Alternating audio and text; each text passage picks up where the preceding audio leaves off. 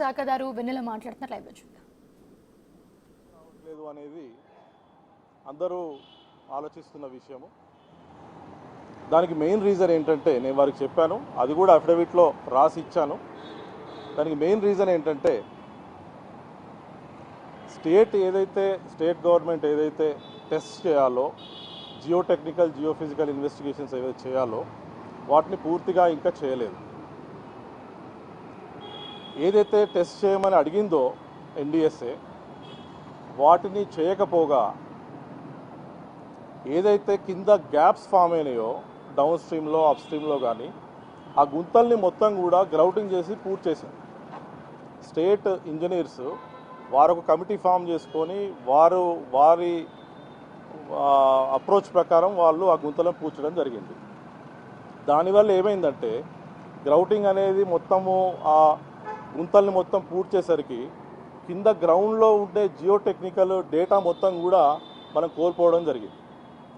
అది కోల్పోవడం వల్ల ఇప్పుడు ఎన్డిఎస్ఏకి చాలా పెద్ద ప్రాబ్లం అయింది. ఏంటంటే ఏదైతే ఇంతకుముందు గ్రౌండ్ స్ట్రాటా ఏదైతే వాళ్ళు తెలుసుకోవాలనుకున్నారో అది తెలుసుకోలేని పరిస్థితి వచ్చింది. ఇప్పుడు వారు అదే విషయం స్టేట్ గవర్నమెంట్కి రాసి మీరు ఏమేం చేసినారో అవన్నీ మాకు ఒక విధానంగా మాకు ఇవ్వండి, దేని తర్వాత ఏం చేసినారో దాన్ని బట్టి మేము ఏ డేటా కోల్పోయింది పక్కన పెట్టి మిగతా డేటా ఏది కావాలో మేము చెప్తామని చెప్పి వాళ్ళు స్టేట్ తోటి ఇంటరాక్షన్ చేస్తూ ఉన్నారు.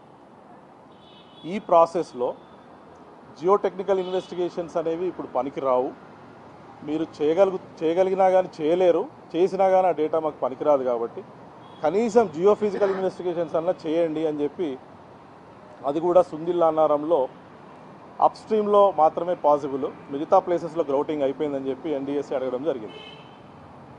దాని మీద స్టేట్ గవర్నమెంట్ నుంచి ఇంకా రిజల్ట్స్ కానీ రిపోర్ట్స్ కానీ ఇంకా ఎన్డిఎస్ఏకు చేరలేదు. కొన్ని ఇచ్చారు, కొన్ని ఇవ్వలేదు. పూర్తి సమాచారం వీళ్ళు ఇచ్చిన తర్వాతనే ఎన్డిఎస్ఏ రిపోర్ట్ ఇవ్వగలుగుతుంది.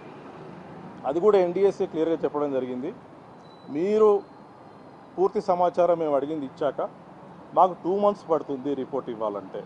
సో మీరు ఎప్పుడు ఇచ్చినా ఆ డేట్ నుంచి 2 months తర్వాతనే మేము రిపోర్ట్ ఇవ్వగలుగుతాము. ఇది స్టేట్కు చాలా క్లియర్గా కమ్యూనికేట్ చేశారు, రైటింగ్లో కూడా రాశారు, ఎన్నో మీటింగ్స్లో కూడా చెప్పారు. అదే విషయం నేను జడ్జి గారికి కూడా చెప్పడం జరిగింది, వారు కూడా సానుకూలంగా ఇది విన్నారు. సో అది ఎన్డిఎస్ఏ విషయము.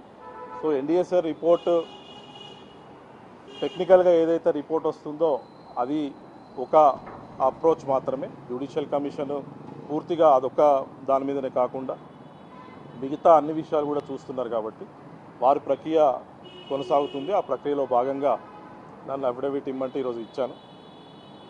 సో కూలంకషంగా అది మళ్ళీ ఇంతకుముందు నేను ఇచ్చిన డిపోజిషన్ ఆల్రెడీ చదివారు వారు, దాన్ని ఇప్పుడు అఫిడవిట్ రూపంలో ఇచ్చాను. కాబట్టి ఇంకా లేటెస్ట్గా లాస్ట్ 2-3 monthsలో జరిగిన ఇటువంటి ఎన్డిఎస్ఏ లాంటి విషయాలు కూడా అందులో పొందుపరచడం జరిగింది. అది చూశాక మళ్ళీ నన్ను అవసరం మేరకు మళ్ళీ నాతోటి కాంటాక్ట్ చేస్తానని వారు చెప్పడం జరిగింది. Thank you.